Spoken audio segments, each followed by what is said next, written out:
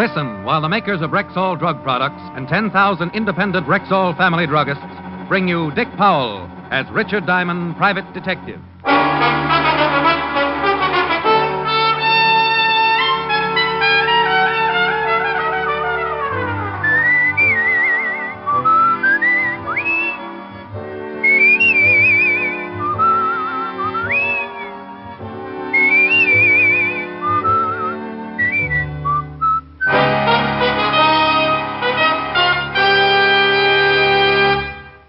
Good evening.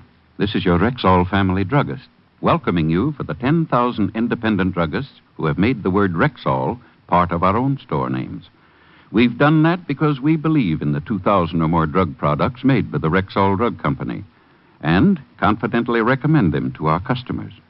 A good example is Plenamins, Rexall's famous multivitamin capsules. Handy, economical Plenamins give you more than your daily minimum requirement of every vitamin for which such requirements have been established, plus valuable liver concentrate and iron. Ask for Plenamins at Rexall drugstores everywhere. And remember, you can depend on any drug product that bears the name Rexall. Good health to all from Rexall. Now, your Rexall family druggist brings you a half hour with Richard Diamond, private detective, starring Dick Powell.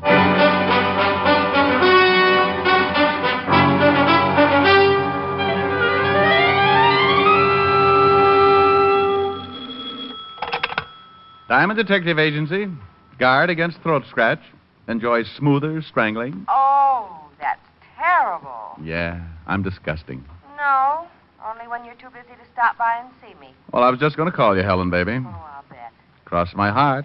Hope to lose my skate key. You mean New York's gift to the detective world was really thinking about rural me? Rural you is a mighty interesting subject for rural me to think about. Well, why don't you stop being so spiritual and give your thoughts the benefit of some action? And just what exactly do you suggest? Spend the bottle? Post office? A romantic ride through Central Park in a hansom? Yes. How'd you like to go to the theater tomorrow night? Inside, or are we going to stand out in front and get a between-acts descriptions from the usher? I only made you do that once, and from all reports, it was a pretty bad play. What's the one we're seeing? Very bad, but I was given 2 tickets. I refuse to sit in the back of the balcony again. I keep getting the bends. Oh, 4th row center. Must be a bad choice. I got a couple of friends working at it. Going to close in 2 days. Mr. Diamond? Hold it, Helen. People are running in. My name is Diana Campbell. Client? Well, Gregg? It was hard to say. That's a wonderful thought. I'll see you tonight. I'll bet it's an attractive girl. You win, hands down. Bye. Now, Miss Campbell, what can I do for you? Mr. Diamond, you've got to help me. Something terrible has happened. I don't know if I'm doing the right thing by coming here, but I had to do something. I'm sorry, Miss Campbell. Now, if you'll put the symptoms in alphabetical order. You must promise not to go to the police after I've told you. Oh, one of those. It's for her sake, not mine. Whose sake? Promise me first. I promise to say goodbye if I'm not interested. Mr. Diamond, my aunt is Mrs. Martha Campbell. You've probably heard of her. Martha Campbell? Oh, isn't she the old gal who sells all that silver to Fort Knox? Yes, that's right. Martha Campbell is my aunt. Well, goody for you. She's been kidnapped. Why didn't you go to the police? Oh, no, we can't do that. They threatened to kill her. I received the ransom note early this morning. They want $50,000 left at a location in Central Park tonight. Why'd you come see me? My fiance, Ira Stewart, has offered to deliver the ransom. Oh, I see. You're afraid that Ira might try to get his name in the papers and wind up under obituaries. Is that it? Yes, I'm afraid. He has a gun permit, and, well, I've never seen a man get as furious as Ira did when this happened. I want you to go with him and see that he comes back safely. Yeah. But tell me, why is this Ira so concerned over Aunt Martha's welfare? Well, you don't understand. Ira loves Aunt Martha as much as I do. And now that he's practically part of the family, will you go with Ira and see that he does nothing foolish? No, the truth is, the whole thing is a little foolish. Miss Campbell, if you told all this to the police, they'd reserve a few cells in Sing Sing, and the rest would be routine. I'm not interested in the money or catching the kidnappers, Mr. Diamond. Can't you understand? I just want Ira and my aunt safe and alive. I'm sort of shy around people who aren't interested in money.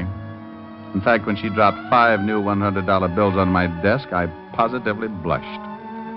She briefed me. I was to be at her aunt's home by midnight, ready to squire Ira Stewart around Central Park. Then she explained exactly where the payoff was to be made. Of course, I had to promise all over again not to tell the police. I promised.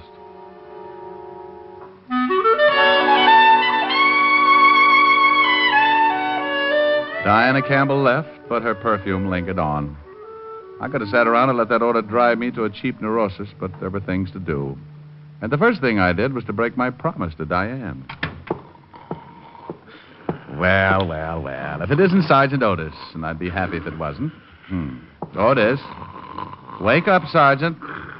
Up with the buttercups. It's 3 o'clock in the afternoon. Oh, hello, Shamus. Otis, you'd make a hibernating bear look like an insomnia victim. Well, I'm tired. I've been working hard. I guess you got a right to be tired. If I had to drag those 2 feet of yours around all day, I'd have a nervous breakdown. No. Hiya, fatty. Who's dead?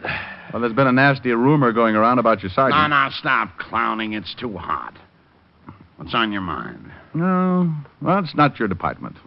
I need somebody I can trust. Kidnapping. Martha Campbell. The Martha Campbell? Yep, she's been snatched, and the retail price is $50,000.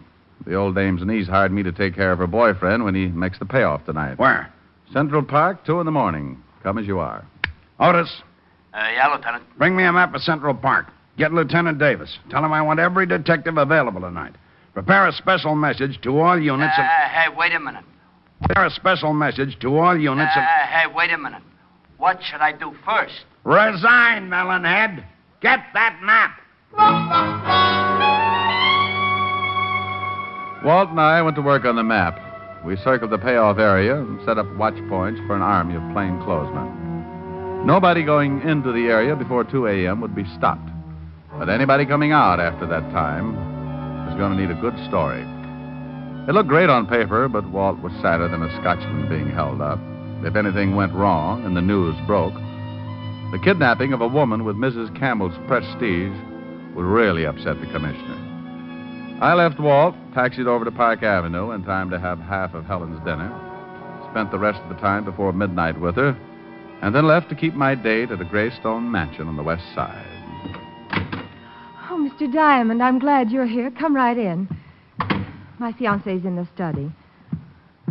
What did he say about my coming over here?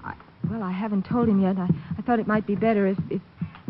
Oh, don't you ever do anything the easy way? Ira, I'd like to have you meet Mr. Diamond. What? Oh. Diane, tonight of all nights to have a guest over. Mr. Diamond, I'm very glad to meet you, but, well, you'll have to go now. I'm sorry. Ira Stewart was a blonde, well-built young guy in loose brown tweeds. He seemed to have trouble finding a place for his hands, and I half got the idea he'd like to try my jaw. Ira, Mr. Diamond is here to help us. What? I hired him to go with you tonight. He's a private detective. Even my best friends don't know. Glad to meet you, Mr. Stewart. Diane, have you gone mad? Do you know what would happen to Aunt Martha if those men found Oh, out? relax, Stewart. Nothing's going to happen to anyone unless you force me to make an exception. Diamond, Ira, please, darling. I couldn't stand the thought of you going to see those men alone. We didn't know how many there are or what they might do. I've got all the protection I need right here in my pocket. Famous last words. Look, Buffalo Bill, I'll give you a clue. The kind of guys you got a date with tonight don't take 10 paces before they turn and shoot. You could be buried in that suit, gun and all. Now, look here, Diamond. It's getting late. I'd better get the money. We followed Diane up a winding staircase and into Mrs. Campbell's bedroom. This little nook was somewhat smaller than Grand Central Station, with an acre of bed in the middle. The bed had talent, because all Diane had to do was push a little button, and it slid about a yard away from the wall and exposed the neatest little wall safe this side of the First National Bank. Diane fingered the combination, and a minute later, I found out whose picture is on a $1,000 bill. There were 50 prints. Here, Diane. Put the money in this bag.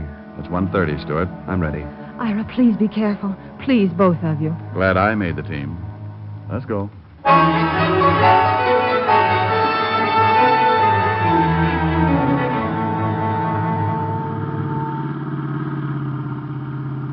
Central Park by moonlight. Bad night to be stag. Well, we're almost there.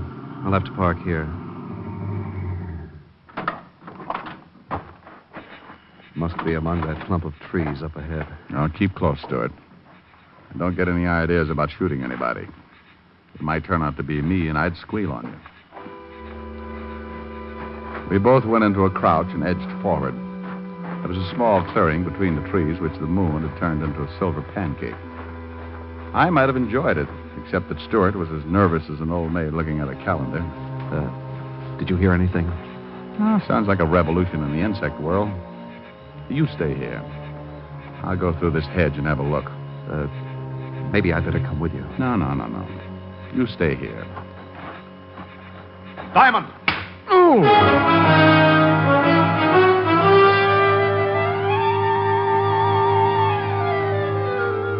Something caught me hard and neat behind the ear, and I jackknifed into a face full of Mother Earth. Don't let anyone tell you it's nice to get away from things for a while. I didn't like it a bit. I was far, far away.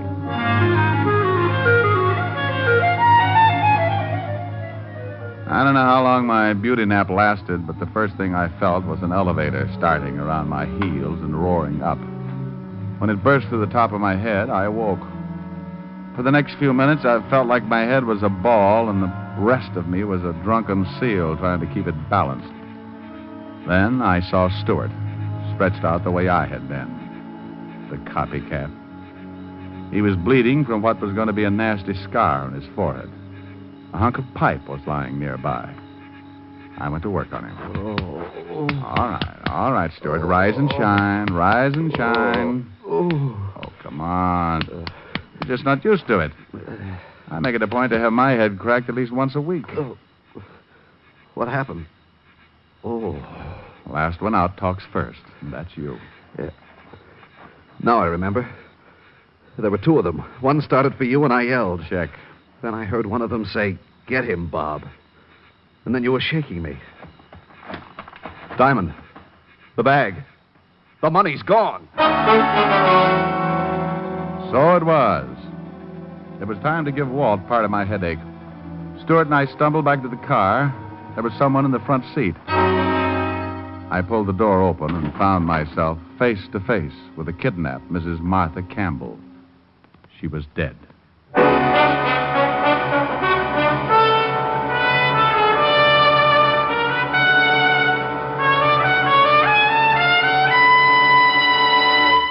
Before we continue with the adventures of Richard Diamond, private detective, here's your Rexall family druggist. There are two important facts I'd like you listeners to remember about Rexall aspirin. First, each Rexall aspirin tablet contains 5 full grains of pure aspirin. And second, there's no faster-acting aspirin made. But what exactly do you mean by fast-acting? Well, ma'am, aspirin itself is too fine to hold together in tablet form. So it has to be bound with an ingredient that will quickly disintegrate. That is, break up the tablet. So the aspirin itself will immediately be free to do its job. You mean the aspirin doesn't do any good until it's free from the tablet? Right.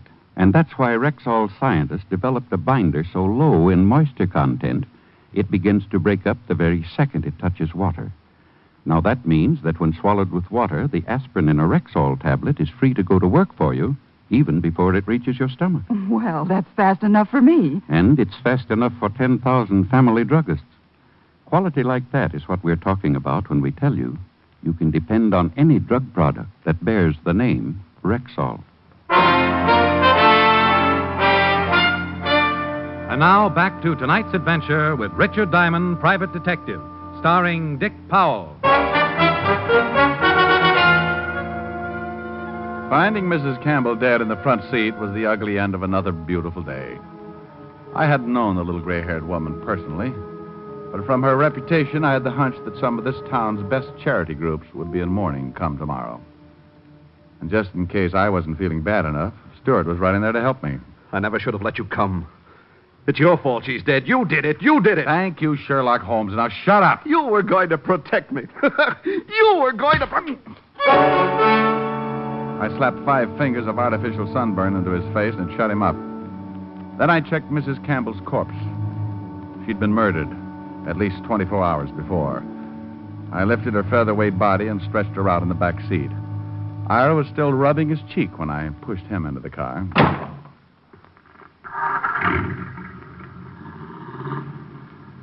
Now, what about those 2 guys, Stewart?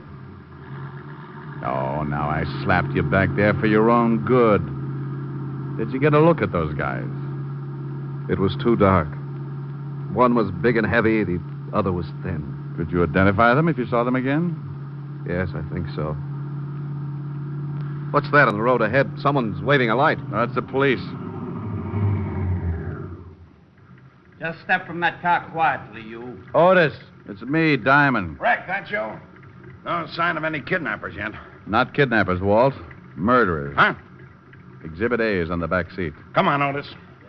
Open the door. Oh, vicious. Head bashed in. What are the police doing here, Diamond? I thought... Don't brag. You didn't think. Otherwise, you'd have gone straight to the police in the first place. What about the money? I don't care about the money. Mrs. Campbell is dead, and that's all that matters. Well, I'm sorry about that, Mr. Stewart. Look, it might be a good idea for you to be with your fiance, Miss Campbell, before she hears the news on the radio. We'll take care of things here. Oh. Yes, of course, Diane. Yeah, I'm sorry, Lieutenant, about my behavior. You understand. And Mr. Diamond, Oh, forget it. I've got a head that knows just how you feel. Once Stewart was gone, I gave Walt the lowdown, and we settled down to work. We gave the two killers an hour to try a break, and then Walt passed a signal along to his men, and the ring began to close in. We beat the bushes, turned lights on the trees, and kicked over rocks, even the small ones. But by the time we reached the payoff spot, we'd found nothing out but each other. Now, that's impossible. Are you men sure you didn't miss anything? Double-checked all down the line, Lieutenant. They couldn't have gotten through. Take it easy, Walt. Time now for cool heads and dull little dragnets. Otis, I want you to start picking up mugs wholesale. Right, Lieutenant. Anybody who even thinks twice before he answers, bring him in. I want this town covered from the Harlem River to the Battery. Now do it. Otis waddled away, and I drove back to police headquarters with Walt. Soon, Manhattan Island was tucked under a blanket of blue as the biggest police force in the world went to work. The next day, I took a stroll through Central Park for another look at the spot where Stewart and I had been slugged. I found one possible witness, but he wouldn't talk. Probably because he didn't know how. He happened to be an English sparrow. Late in the afternoon, I dropped back to see Walt. He was in his shirt sleeves, hunched over a desk piled high with notes, reports, and cigarette butts. Neither of us had gotten any sleep the night before, but he was advertising it. Oh, Rick, I could kick myself. I ought to turn in my badge. We should have had those guys. Nothing in the lineup? No, I've been looking at drunks, ex-cons, and two-bit hoodlums all day, and they're all clean. If someone tried to sell me an invisible man routine, I'd be willing to listen. Walt, if you keep banging your head against a stone wall, your eyes are going to register tilt. You need a breather on this case. Look, I got 2 tickets for play tonight. What about it? Are you kidding? I've got work to do. Oh, but Walt, the play is a musical murder mystery. The cop on stage is bound to have more troubles than you. Yeah, I bet. Well, maybe you're right. Sure, I'll go. Thanks, Rick. I'm glad Walt didn't ask any more questions because my supply of answers was down to one sorry shrug. However, this last maneuver didn't go over too well on Park Avenue when I dropped in to tell Helen she was being stood up. Rick Diamond, this time you've gone too far. Now, would it help any if I said it was business? No. Well, I suppose there's nothing I I can spent do. all day buying a new dress and getting my hair done, and then you walk in at the last minute and tell me you... Helen, baby. Now, you stay away from me, Rick. Rick, let go of me. Now, in a minute. Rick. You dog.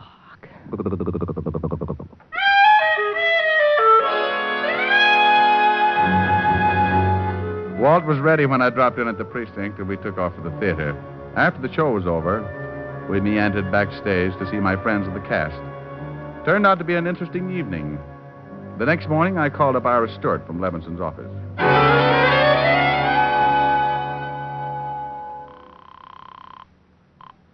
Yes? Hello, Stewart. This is Diamond. I'm calling from the 5th Precinct Police Headquarters. Anything turn up? Well, it looks that way, yes. The police picked up 2 guys who may have killed Martha Campbell. Can you get on here right away? Certainly. I'll leave right now. Well, then run. Do not walk. When Stewart showed, we took him into the lineup room. The 2 suspects had their backs against the marked wall. Under the hot lights, they looked about as ugly as a draft notice on a honeymoon. What do you think, Stewart? They look like the men, Lieutenant. We didn't do nothing. This is the parade. On you guys, it looks good. What do you want to do, live forever? Now, Stewart, These guys are Willie the Knife Foster and Bloody Bob Ferguson. They've been indicted on 3 kidnap raps, but always managed to get off. Now, if you recognize them, you're an eyewitness, and they're cooked. Well, tell the big one to say, get him, Bob. Say it, Bob. What for? For the sake of your dear old mother in Alcatraz. Never mind what for. Say it. Get him, Bob. Now the other. You heard him, Ferguson. Get him, Bob. That's the man, Lieutenant. I'm sure of it. Let me get my hands on him. I'll kill him. Now, Stewart, calm down. State of New York will take care of them. This is a lousy frame. You can't pin this on us. He was babysitting that night. Okay, lock him up, Otis. Right. Book him on suspicion of murder. Stewart, come into my office. I want to get your statement.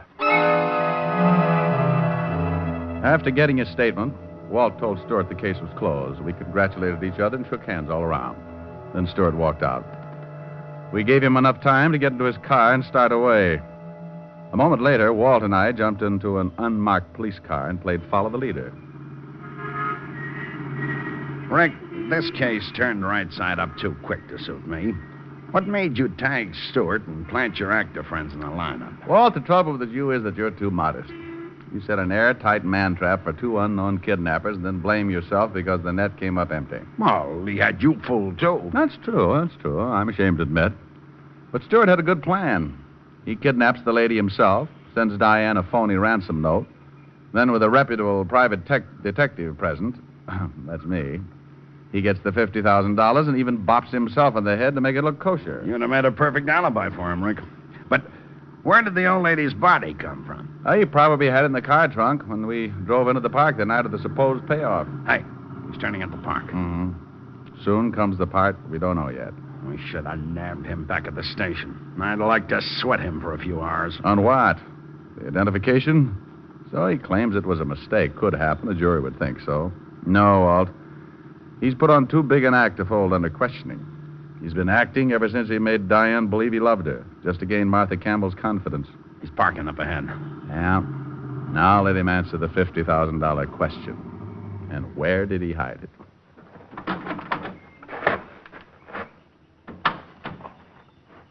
He's heading toward that same grove of trees. We took off at a fast trot until we reached a hedge not too far from where we expected to find Stewart. We saw him all right. He was standing around right under the same tree he'd led me to a couple of nights back. A family of picnickers were close by, so he was acting like a guy out for some air. We ducked behind the hedge to watch, though I had to hold Walt back a few times. Finally, Stewart tipped his hand. He reached up past the nest of my sparrow friend into a hollow of the tree. It wasn't eggs he was after. The stuff he pulled out had that fascinating color known as currency green. That's enough for me, Rick. Okay, Stewart. Duck, Walt. Are you hurt, Walt? Yeah. One of his shots creased my shin. Hurts like blazes, though. Let's get that guy. He's running for the zoo. I'll get him, Walt. Put a tourniquet around your neck and sit tight. Oh, watch out for the crowd, Rick.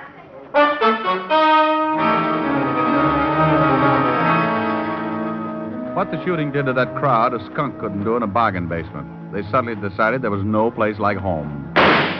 Stewart was dodging between the animal cages now and still using his gun to discourage me. I sprinted after him, but he disappeared. That bullet went right through my only hat, but I saw him now. He was climbing along the rock barrier that backed up the bear pits. He made a lousy target because those jagged rocks and overhanging ledges gave him plenty of cover.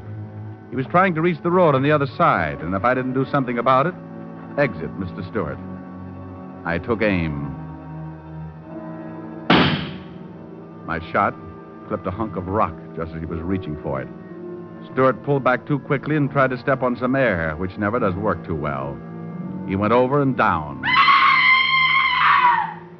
He never hit the ground because down in that pit, waiting for him with open arms, was a giant polar bear that had never forgiven the man who brought him from Alaska to New York. Rick,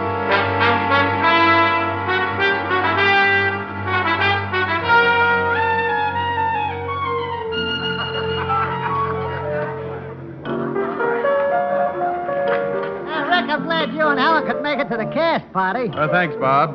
Thanks also for the great acting job you and Willie pulled off at police headquarters. Anytime, Rick. Glad to help out. Yeah, that's a nice tune.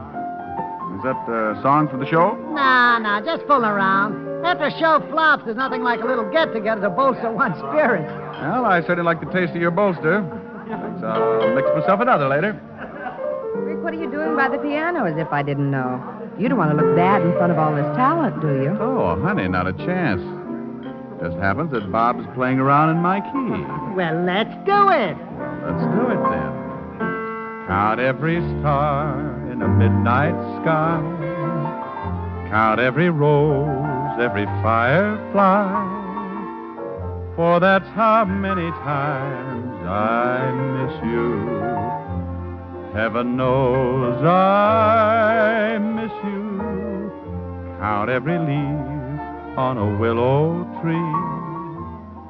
Count every wave on a stormy sea.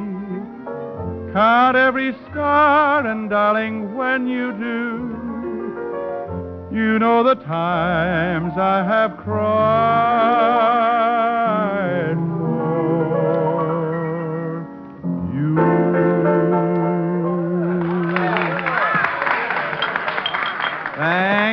Thank you. I'm sorry, but due to previous commitments, I'm only available for stage, screen, radio, television, and parade. Rick, you are becoming a ham. Me becoming a ham? Oh, my dear, really?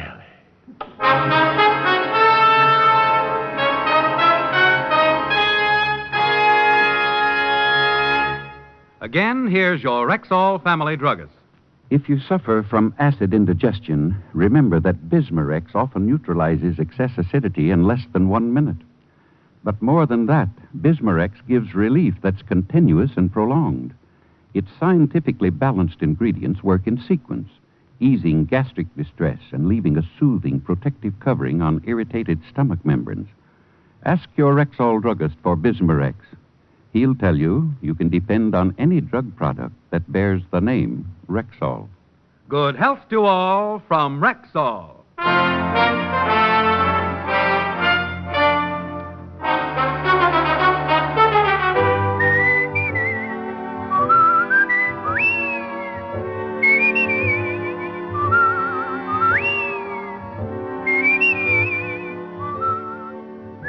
Richard Diamond, Private Detective, stars Dick Powell in the title role and is written by Joe Morheim and Hal Bloom, with music composed and conducted by Frank Worth. Featured in tonight's cast were Virginia Gregg, Ted DeCorsia, Wilms Herbert, Mary Shipp, Dick Ryan, and Hy Averback.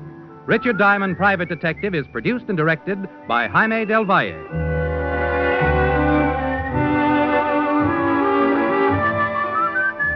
This is Bill Forman inviting you to be with us next Wednesday at this time when we will again bring you Dick Powell as Richard Diamond, Private Detective. Incidentally, Dick's turned writer this week. Pick up a copy of the August issue of Radio Mirror from your dealer tomorrow. Read The Adoption Racket by Dick Powell.